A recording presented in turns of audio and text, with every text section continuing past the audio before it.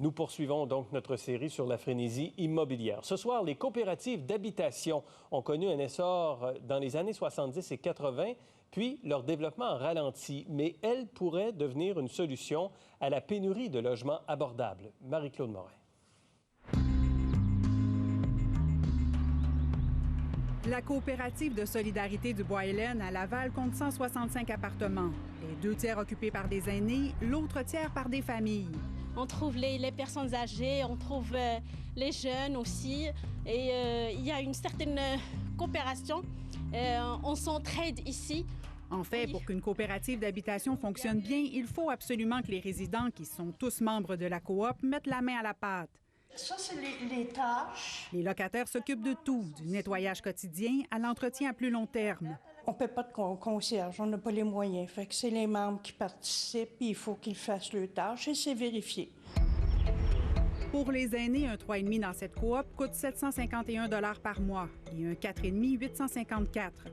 Les familles, elles, paient un 4,5 749 $ et un 5,5 856 $. Nous, on paye un certain niveau de loyer, puis les familles payent environ 120 $ de moins par mois parce qu'ils font plus de travail. Bonjour! C'est un comité de sélection qui choisit les membres pour s'assurer qu'ils adhèrent aux valeurs de la coop. Et ceux qui ne remplissent pas leurs engagements risquent l'expulsion. Des fois, les gens comprennent pas leur rôle de la même manière ou ils le comprennent comme ils veulent. Puis c'est là où on doit, des fois, revenir à la charge, expliquer. Merci. Mettre sur pied une coopérative demande au moins 2 ou 3 ans, et même souvent plus.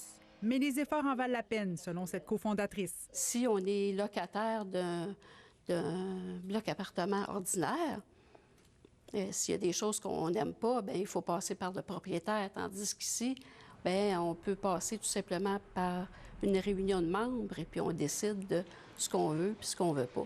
Bonjour. On compte au Québec 1300 coopératives d'habitation pour un total de 30 000 logements, soit moins de 2 % du parc locatif. Dans certains pays européens, c'est plus du quart du parc immobilier qui est en formule coopérative. Ce qui freine, c'est beaucoup les programmes gouvernementaux. Est-ce qu'on peut avoir accès? Est-ce que ça va vite? Les immeubles appartiennent aux coopératives qui ont recours au programme Accès Logis de la Société d'habitation du Québec, à des programmes municipaux et à des prêts bancaires. Pour accélérer leur développement, il faudrait un guichet unique, selon ce spécialiste. Il faut vraiment avoir des programmes dédiés à la réalité coopérative. C'est pas avoir un aspect privilégié, mais de vraiment coller à la réalité démocratique, au développement coopératif. C'est le meilleur outil antispéculatif qu'on a créé au Québec là, dans le temps, mais on n'est pas encore assez nombreux pour avoir un effet significatif sur le marché. Là, il faudrait qu'on soit un petit peu plus que ça là, pour contrebalancer. En plus de payer moins cher leur loyer, les membres de la coopérative du Bois-Hélène ont accès à un cuisinier. Les aînés doivent d'ailleurs acheter pour 100 $ par mois de repas. Moi, j'ai planté de la menthe parce que j'aime beaucoup ça. Les amateurs de jardinage ont aussi accès à une trentaine de potagers individuels. Il y a des hauts, il y a des bas, il n'y a rien de parfait. Il y en a qui vont trouver que c'est imparfait. Moi, là, je me contente de ce que j'ai. Je me trouve très chanceuse d'avoir un building comme ça.